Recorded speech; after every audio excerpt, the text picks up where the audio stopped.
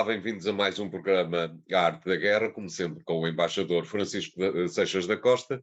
E desta vez começaríamos este programa por perguntar ao embaixador como é que observou a viagem do presidente russo Vladimir Putin à Bielorrússia, sendo certo que a Bielorrússia é, digamos, a última paragem da influência da Rússia na Europa e aparentemente Putin quer dar a entender ao Ocidente e aos apoiantes da Ucrânia que a Bielorrússia se mantém sob alçada do Kremlin, não lhe pareceu? Há alguma parece haver alguma, indecisão e até alguma preocupação acrescida nas movimentações de Putin, nos últimos tempos, nas últimas semanas.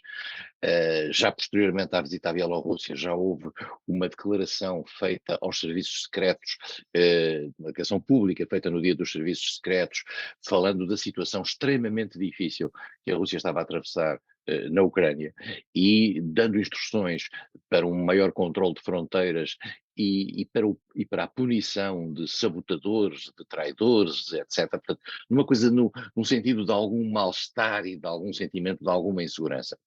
A ida à Bielorrússia, e Putin não vai muito à Bielorrússia, normalmente o que acontece é que o Lukashenko vai a Moscovo, tenta dar, digamos, a noção, e que é real, de que há uma ligação íntima entre a Rússia e a Bielorrússia.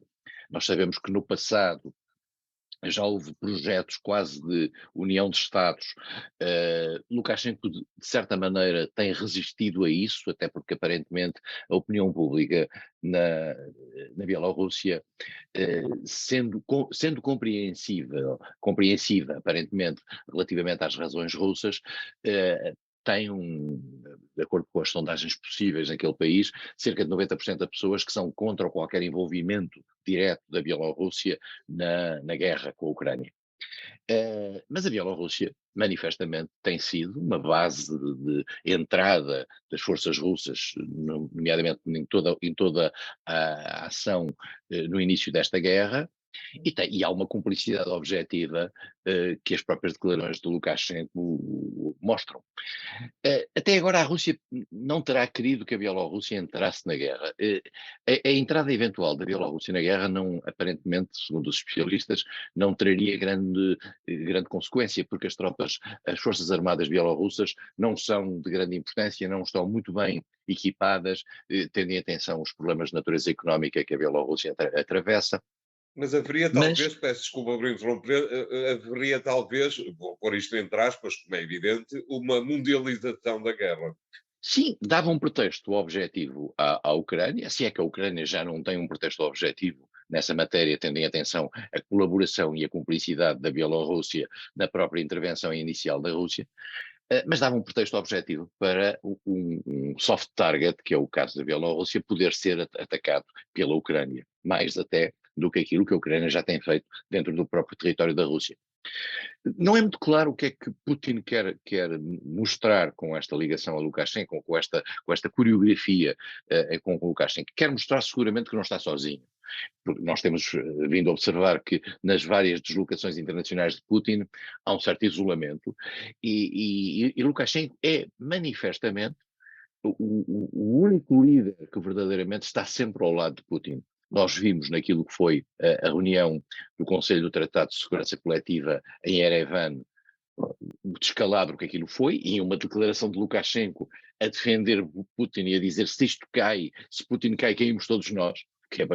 Mas também verificamos, por exemplo, que na reunião da Organização de Segurança e Cooperação de Xangai, Tokayev, que era um homem tido por muito próximo de Putin, tendo em atenção que o Cazaquistão pediu a intervenção de tropas russas e as tropas russas foram para o Cazaquistão para proteger o regime de Tokayev, mas as declarações posteriores de Tokayev têm vindo, digamos, a mostrar-se um pouco, eu não diria distantes, mas de certa maneira não com o caráter tão caloroso como Lukashenko. Lukashenko percebe que tem o seu destino preso ao destino de Putin. E esse ponto é importante e falou a ir tão longe quanto, no fundo, Putin quiser. E nós sabemos que a própria não. Nós já nos esquecemos que em 2020, quando foi quando foram as grandes manifestações contra Lukashenko, foi Putin, no fundo, quem deu o sinal ao Ocidente de que não ia pressionar Lukashenko para a abertura do regime. E, e nós verificamos que Lukashenko tem ali o seu principal suporte. Mas isto tem um preço. E esse preço é manter a cumplicidade com a Rússia e, no fundo, Lukashenko tem razão. Isto é, no dia em que cair Putin, ou se caísse Putin, Lukashenko cairia de imediato. E, portanto, há aqui uma ligação umbilical. Agora, o que é que pretende Putin neste quadro? É muito pouco claro. Há a ideia que é transmitida pelos ucranianos de que poderia haver uma retoma de uma invasão futura pós-inverno ou a seguir, ou imediatamente a seguir a este inverno, pelo norte, isto é, Kiev ficar outra vez ameaçada. Nós nunca sabemos, porque também não percebemos em que medida é que isto não é propaganda ucraniana, no sentido de obter mais material do mundo ocidental e criar uma situação, digamos, uma imagem de situação mais drástica para poder ter esse apoio. Vamos ver o que é que isto nos vai dar. Os sinais que aparecem da Rússia são de grande nervosismo, de que nós sabemos que é evidente que a invasão correu mal, todos os grupos que os pela B e C foram aparecendo, e a situação atual da parte da Rússia é uma situação defensiva no sul, mas defensiva também. Curiosamente, contrariamente às expectativas de alguns observadores militares nacionais, a própria zona de Bakhmut, que era considerado como possível no prazo de 2 semanas a mês, e não viu, e mais do que isso,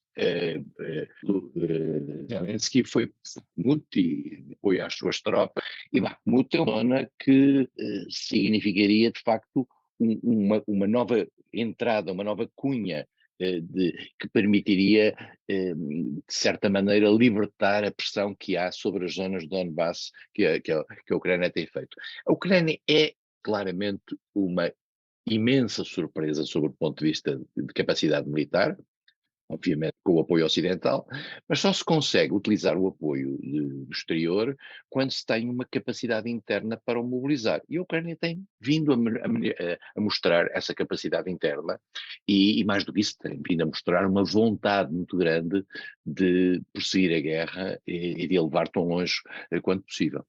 De qualquer maneira, uma coisa que, digo eu, dir-me-á o embaixador se considera acertada a ideia, é que esta visita de Putin à Bielorrússia demonstra à oposição do interior da Bielorrússia que, mantendo-se Putin no Kremlin, a Bielorrússia pode ser uma réplica da Ucrânia se algum dia a oposição tomar poder. Sim, mas a oposição bielorrussa está sob forte pressão, está em grande parte exilada, em particular nos países bálticos. E Lukashenko mantém uma mão de ferro, sobretudo, nomeadamente sobre a comunicação social, e com muitos prisioneiros políticos. Eh, Lukashenko, como digo, o seu futuro está ligado ao futuro de Putin. Ele sabe isso e fará tudo para evitar, digamos, a queda de Putin. Se Putin quer, se a Rússia quer ou não que Lukashenko e a Bielorrússia entrem na guerra, isso há as maiores dúvidas, porque não parece haver vantagem para isso. Agora, e até agora, se reparar bem, nunca há, eh, digamos, qualquer indicação de zonas bielorrussas atingidas pela Ucrânia. E seria fácil para a Ucrânia fazê-lo. Claro. Eh, e se olharmos para o mapa de colocação das forças bielorrussas, é muito interessante, o mapa de colocação das forças bielorrussas, das grandes estruturas militares bielorrussas, estão todas encostadas à fronteira da Lituânia, e para sul, para junto da zona da Polónia, e nunca tinham considerado, digamos, a zona da Ucrânia e muito menos a zona da Rússia. Portanto, a Claro, ameaça era por ali. exato. E portanto, não sei em que medida é que haverá qualquer maior imbricação da natureza política ou militar russa. Falava-se muito na formação da Força Aérea Bielorrussa para poder transportar inclusivamente armamento nuclear. Mas isso, e nós sabemos que a Bielorrússia teve armamento nuclear no passado, como teve a Ucrânia, como teve o Cazaquistão, mas não há, digamos, sinais recentes que dêem substância a isso. Claro. Muito bem, vamos ficar por aqui nesta primeira parte da arte da guerra. Voltamos já de seguida com o segundo tema. Até lá.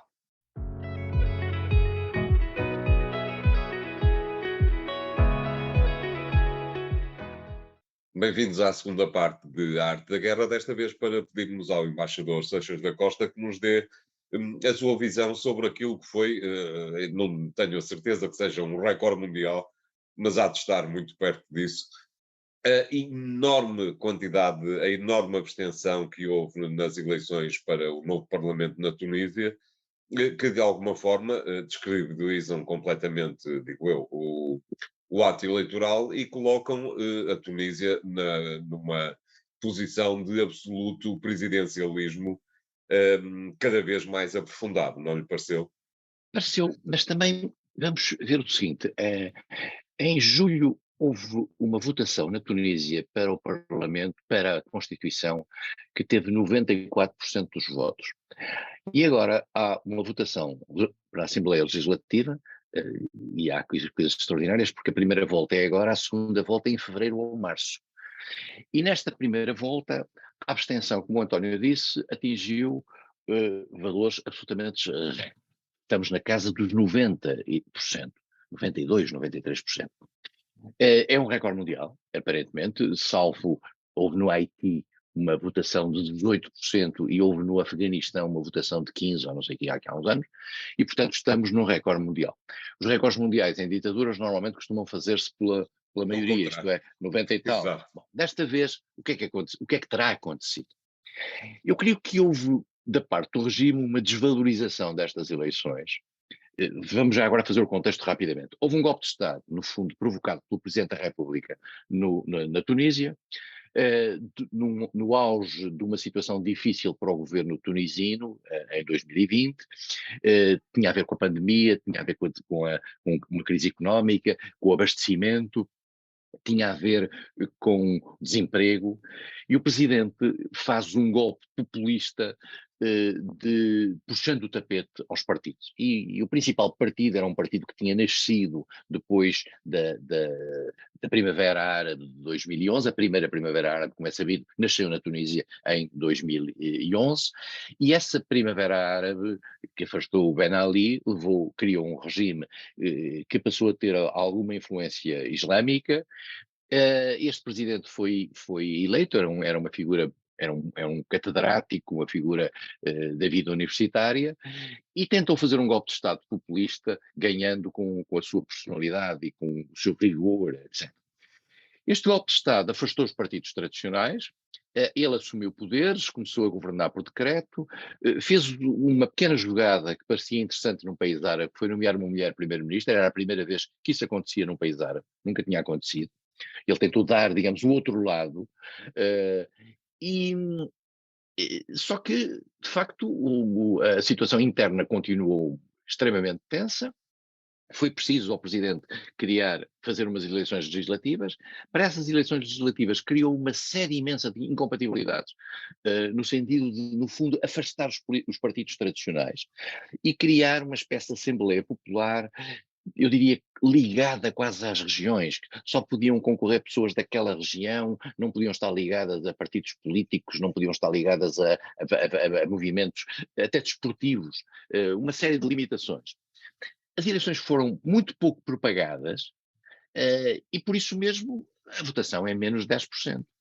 E isto, ao mesmo tempo, desqualifica a Assembleia, mas de certa maneira também cria e a oposição diz, mas isto também deslegitima o Presidente. Sim, de certo modo sim, mas de certa maneira dá uma espécie de caução ao Presidente, no sentido de dizer, trate disto, porque nós não queremos saber das eleições. Pois era Não, exatamente isso, não é? Já que vocês não querem, eu estou aqui para mandar. E tem, no plano internacional, tem sobrevivido. Eu outro dia, muito surpreendentemente, ou não, naquele grande painel de líderes africanos que foram recebidos pelo presidente Joe Biden. Lá estava o presidente tunisino, apesar de não ter sido convidado por Joe Biden para a Cimeira das Democracias, mas lá estava para o encontro entre os Estados Unidos e os países africanos, quando era preciso compor o ramalhete global do diálogo entre os Estados Unidos e o mundo. E, portanto, ele vai sobrevivendo. Veremos em que medida é que a ação popular e as manifestações populares são capazes, de certa maneira, de pôr em causa o regime. Até agora não têm posto em causa o regime. Tem-se mantido num grau autoritário, que a África está muito habituada a isso, e em particular a África do Norte também está muito habituada a isso.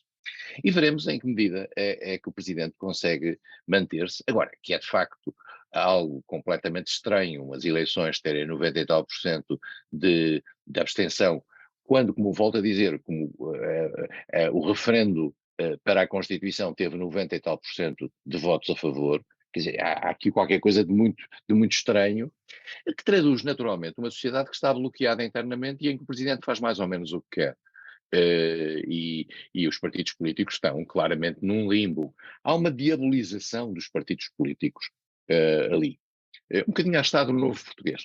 Há uma diabolização dos partidos políticos considerados os maus da fita, os corruptos, aqueles que são os culpados da situação. E depois há um ponto importante, é que independentemente do caráter ditatorial deste presidente, ele não deixa de ter um certo apoio popular. E isto foi muito evidente, nomeadamente em zonas urbanas.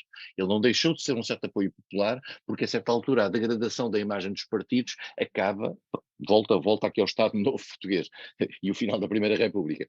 A degradação da imagem, da confusão partidária, acaba por criar as condições certas para alguém vir assumir. Normalmente é um militar, neste caso foi um catedrático. Claro. O que se constata, entretanto, é que a faixa mediterrânica de África está toda ela sob regimes totalitários. Bom, o caso de Marrocos é talvez um caso menos evidente. Há ali uma proto-democracia em vários setores de Marrocos, embora Marrocos, já agora vale a pena dizer, os Estados Unidos não convidaram Marrocos para a Cimeira das Democracias. E, portanto, Marrocos está sob regime. O que é verdadeiramente estranho, até porque Marrocos é um dos países muçulmanos que assinou os acordos de Abraão. Houve ali qualquer falha estranha, não é? Falha estranha e um sinal qualquer, que pode ter a ver com outras questões relacionadas com questões de segurança e defesa. Pode ser esse aspecto. Mas depois nós temos a situação que se vive na Argélia, que é uma situação também de extrema tensão, uma situação que se vive na Tunísia, o caos que se vive na Líbia. Exato. E a ditadura que existe no Egito. E lá estava Al-Sisi ao lado do presidente Joe Biden, porque com ditadura ou sem ditadura, e nós já tivemos um período no Egito sem ditadura, isto é, no período imediatamente posterior à queda de Mubarak, o Egito nunca deixou de ser, depois de Israel, o principal recipiente da ajuda económica dos Estados Unidos e militar. Claro. E, portanto, isto com ditadura e sem ditadura. O que significa que há interesses importantes que têm a ver com o Egito, independentemente do regime que os tutela. Vamos fazer aqui o segundo intervalo do programa de hoje. Voltamos já de seguida com o terceiro e último tema. Até lá.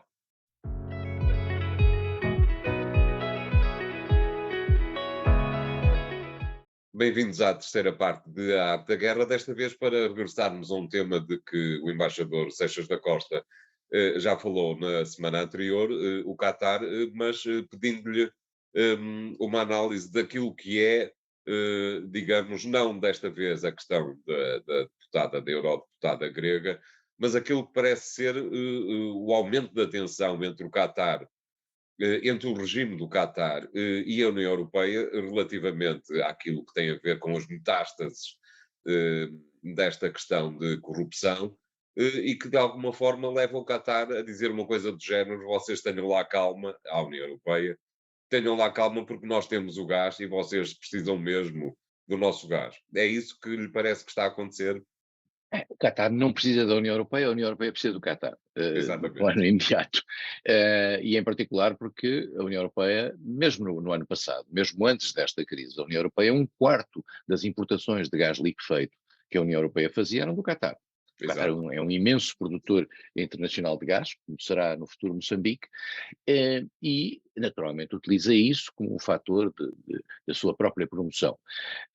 O Qatar precisou da União Europeia, precisa da União Europeia, por exemplo, para a supressão de vistos bilaterais, e esta crise que se provocou no Parlamento Europeu criou um bloqueio àquilo que estava já pronto, que era o acordo de supressão de vistos para os cataris poderem vir à Europa sem visto. Eh, Esta situação, além disso, agravou-se porque depois do episódio do Parlamento Europeu, o Parlamento Europeu proibiu a entrada nas suas instalações de representantes do Qatar. Isto provocou uma reação do Qatar, que o António referiu, em particular, deve estar a criar dificuldades, por exemplo, um acordo de 15 anos que tinha sido feito para a Alemanha com o Qatar relativamente ao gás, e outros haverá. E o Qatar, como está à vontade, porque vende onde quer, deu esse sinal à União Europeia de que tenham cuidado em relação a isso. A Presidente do Parlamento Europeu, a Roberta Metsola, disse em relação ao Qatar, tem uma frase magnífica, que é: nós preferimos passar frio do que ser comprados. É bonito, é uma frase que cai bem. Eh, não sei se todas as outras ditaduras às quais a União Europeia vai recorrer para evitar ficar dependente da Rússia, se são excluídas desse arrefecimento noturno. Mas, de qualquer maneira, nós verificamos que a política de recurso da União Europeia para abastecimento funciona na lógica da realpolitik, isto é, nós precisamos das coisas e vamos buscá-las onde for necessário, com menores dependências, nomeadamente em matéria estratégica, como é o caso da relação com a Rússia. O Qatar tem força ainda, o Qatar tem dinheiro, como aliás se viu nos subornos que fez, tem a Al Jazeera, funciona como um elemento importante da sua promoção internacional subliminar. Tem a Qatar Airways, que tem a melhor classe económica ou classe business, segundo dizem, do mundo, e teve agora este Mundial, que vale a pena dizer, não correu totalmente mal para o Qatar depois do início, daquele início, a circunstância depois das coisas terem, de certo modo, se processado normalmente, sem grandes incidentes, salvo a expulsão de uma ou duas figuras que se tinham mostrado nos estádios um bocadinho mais descobertas do que aquilo que era a lógica que o Qatar impõe para as senhoras. Fora disso, o Mundial correu bem, e para o Qatar foi uma operação de public relations. Correu-lhe mal a questão do Parlamento Europeu, pela simples razão de que sumou a ideia, em primeiro lugar, de que tinha havido corrupção já na atribuição do campeonato e depois corrupção na promoção dos interesses dentro do Parlamento Europeu por parte de alguns deputados. Mas eu acho que esta história do Qatar correu tão mal ao Qatar como correu à União Europeia. Devo confessar, em termos da própria imagem que a União Europeia criou. Mas o Qatar ali está. O Qatar disse à União Europeia uma coisa, naquilo que o António referiu, que é importante, que disse: se isto continuar, isto terá consequências na cooperação, não só bilateral, mas também regional. Não é? O Qatar é um membro do Conselho de Cooperação do Golfo, que tem uma cooperação que é entre os 6 países do Golfo, que tem uma cooperação institucionalizada e estruturada com a União Europeia. O Qatar, o Conselho de Cooperação do Golfo funciona por unanimidade, e, portanto, o Qatar pode, de facto, bloquear amanhã algumas dessas decisões, e pode ter algum papel, por exemplo, detrimental na gestão das preocupações da União Europeia na relação, por exemplo, com o Irão. Poderá aqui haver alguns aspectos que nós não conseguimos medir, e o Qatar sabe o que é que está a dizer. Agora, o Qatar costuma ser um país que tem mais olhos do que barriga, porque tem mais dinheiro para poder ter essa atitude. Veremos em que medida o Sheikh consegue, digamos, moderar-se na sua expressão, porque no passado teve algumas atitudes relativamente, por exemplo, à Palestina e em particular à faixa de Gaza, que caíram muito mal no mundo ocidental e que, de certo modo, contribuíram para criar uma nuvem de preocupação sobre reliability, a fidelidade e a capacidade de manter o Qatar, digamos, como um parceiro estável.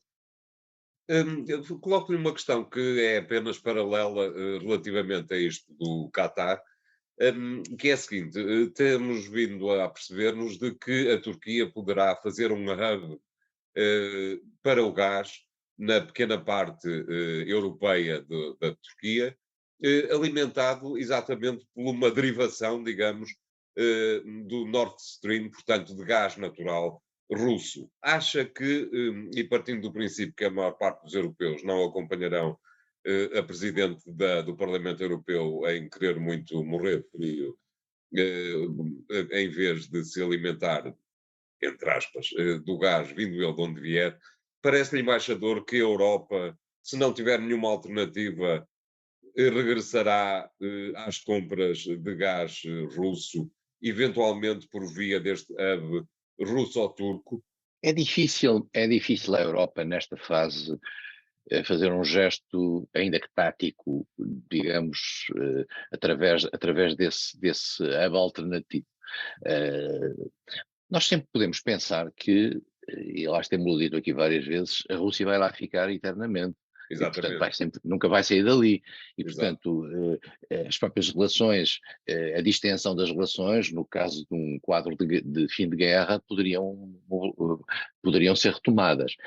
A Turquia está manifestamente interessada em servir de ponte entre os dois lados. A Turquia quer reforçar o seu papel de potência média ali naquela zona, eh, coordenador, digamos, do Mar Negro, coordenador também, basta olhar para o mapa, de todo um conjunto de regiões, e vai fazer agora uma ação que está a ser anunciada na Síria, que provavelmente até pode vir a ser muito popular dentro da Turquia, e isso não claro, é indiferente às expectativas do Sr. Erdogan para as eleições do próximo ano.